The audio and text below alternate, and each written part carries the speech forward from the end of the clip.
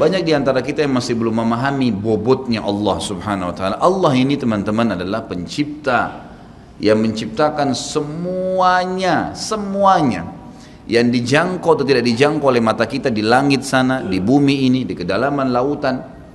Bahkan Allah memperkenalkan dirinya dalam sebuah ayat yang sangat mulia. A'udzubillahi minasyaitonirrajim. Wa ma tasqutu min waraqatin illa ya'lamuha wa la habbatin fi dhulumatil ardi wa la ratbin wa la yabisin illa fi kitabim mubin. Tidak ada selembar daun yang jatuh dari sebuah pohon kecuali dia tahu, Allah tahu dari pohon mana, berapa kali dia tersentak, kemudian dia jatuh di sisi mana di tanah. Allah semua sudah tahu kapan dia jatuh, kapan daun itu tumbuh, dan tidak ada biji yang basah ataupun kering di dalam bumi kecuali Allah sudah catat semuanya di Lauhil Mahfuz. Allah itu latif, lembut dan mengetahui segala sesuatunya. Basir, ya, atas melihat semua segala satunya. Allah Maha Kuasa. Makanya tingkat tertinggi dalam iman, dalam agama kita adalah setelah Islam, kalau dia cuma kerjakan rukun Islam saja namanya Muslim.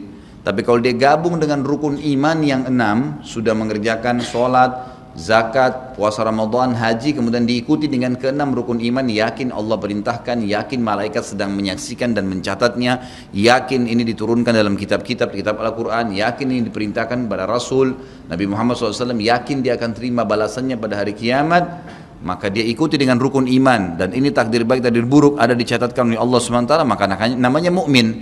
Tapi tingkat lebih tinggi lagi daripada itu, penggabungan antara rukun Islam, rukun iman, dan ada adab mengenal Allah, namanya ihsan. Ihsan itu apa kata Nabi SAW? An ta'budallaha ka'annaka tarah, fa in lam takun tarah fa innahu yarak. Engkau menyembah Allah seakan-akan engkau melihatnya, dan kalau kau tidak melihatnya, yakinlah dia sedang melihatmu. Selalu merasa dikontrol oleh Allah Subhanahu wa ta'ala. Kalau ada di antara bapak ibu yang bertanya pada saya, Ustaz, saya sudah coba khusyuk tapi tidak bisa, masih terasa kayak ada hambatan-hambatan, apa kira-kira sebabnya? Jawabannya cuma satu, bapak ibu masih memiliki dosa yang menghambat itu. Selama dosa masih ada, yakinlah tidak akan pernah bisa khusyuk, nggak bisa. Makin banyak dosa itu, makin berlipat-lipat, makin diulang-ulang setiap hari, maka makin jauh dari Allah Subhanahu wa ta'ala. Seperti orang yang tenggelam ke dalam lautan, belum keluar ke dasarnya, dia kemudian menelan lebih banyak air, maka makin tenggelam dan bisa meninggal dunia. Seperti itulah orang yang berbuat dosa. Maka berbanyak istighfar, seminggu, 2 minggu, sebulan. Sampai Abdullah bin Umar mengatakan radhiyallahu anhuma, ini sahabat Nabi ya, dikenal dengan sahibut ta'assi, orang yang sangat luar biasa dalam mengerjakan sunnah Nabi SAW. Hal yang kecil aja dikerjain sama dia.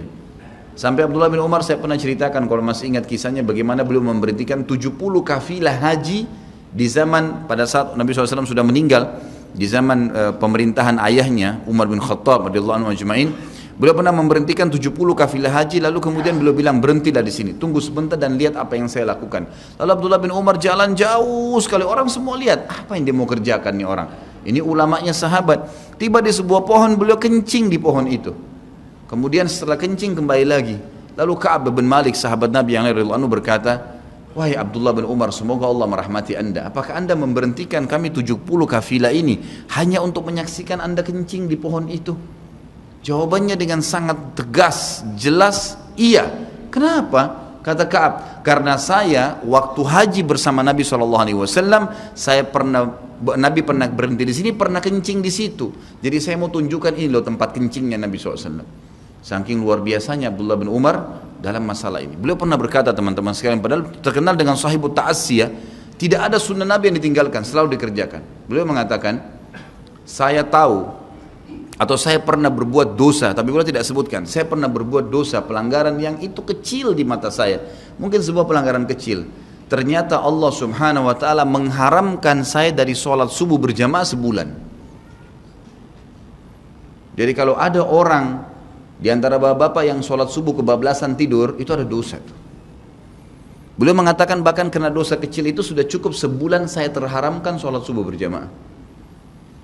Ada di antara mereka mengatakan juga, di antara para sahabat dan ulama tabi'in, saya gabungkan perkataan-perkataan mereka, banyak di antara mereka yang mengatakan, dan hampir sama semuanya.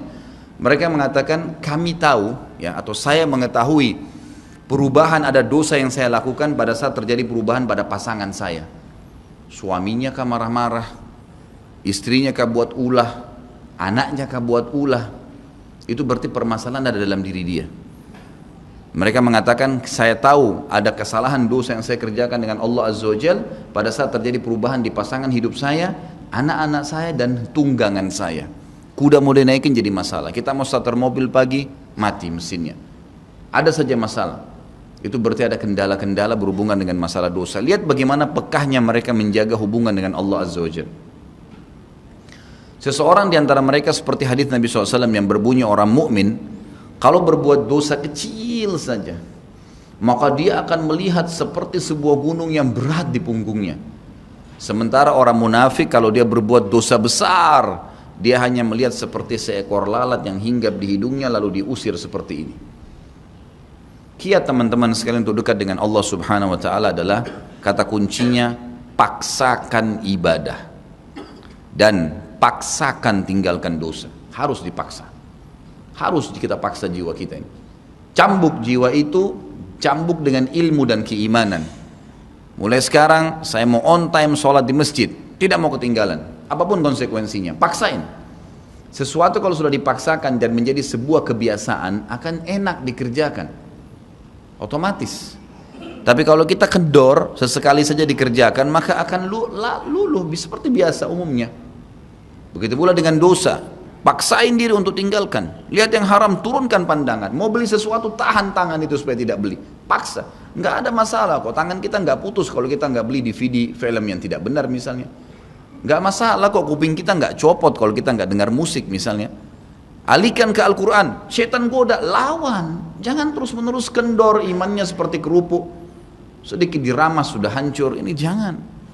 Sampai kapan Bapak Ibu mau terus berlale-lale dalam jauh dari Allah SWT? Sementara iman itu levelnya sangat jauh. Makin kental maka makin terus, sampai para ulama mengatakan kenikmatan iman akan terus dirasakan oleh seorang hamba selama dia terus mendeteksi dirinya dan juga dia berusaha bermuhasabah setiap detiknya. Ini sudah ketaatan bukan? Ini sudah ketaatan bukan? Ada kemaksiatan ditolak sama dia. Harus begitu. Dan harus kita mulai dengan diri kita sendiri dengan cara memaksanya. Gak bisa enggak. Kita kalau nggak paksa nggak mungkin. Harus Bapak Ibu sekalian. Orang lain telepon nanti kita atau lihat perubahan, kamu alimnya, ingat. Majelis ilmu seperti ini Bapak Ibu sekalian. Saya sering ulangi kalimat ini. Saya nggak datang jauh-jauh dari rumah saya ke sini untuk menghibur Bapak Ibu cerita dongeng atau hibur Bapak Ibu duduk sini sejam 2 jam. Ini bukan. Ini kita sedang bahas wahyu. Wahyu ini penyampaian dari Tuhan, Allah pencipta langit dan bumi untuk membawa pada perubahan. Kalau Anda hadir di majelis ilmu dan Anda pulang setelahnya terasa, ya kenapa ya saya kayak merasa ada beban nih, kayak saya merasa bersalah, kadang-kadang kita menangis. Itu semua peringatan dari Allah Subhanahu wa taala. Ambil, oh ini berarti kebaikan. Itu kebaikan. Karena Allah mau dengan perasaan itu kita berubah. Ada perasaan untuk berbuat dosa jadi takut karena sudah ada di pengajian, itu tanda keimanan. Termotivasi untuk mengerjakan ibadah, hadir lagi di majelis, iya. Begitu teman-teman lihat kamu alim ya sekarang, iya alhamdulillah, saya sangat bersyukur sama Allah. Jangan malu ucapin itu. Alhamdulillah saya berubah, saya merasa luar biasa, saya bersyukur sama Allah karena Allah masih bisa berikan keselamatan saya sebelum saya meninggal. Mudah-mudahan kamu juga bisa rasainnya keimanan saya. Motivasi dia supaya dia mau ikut.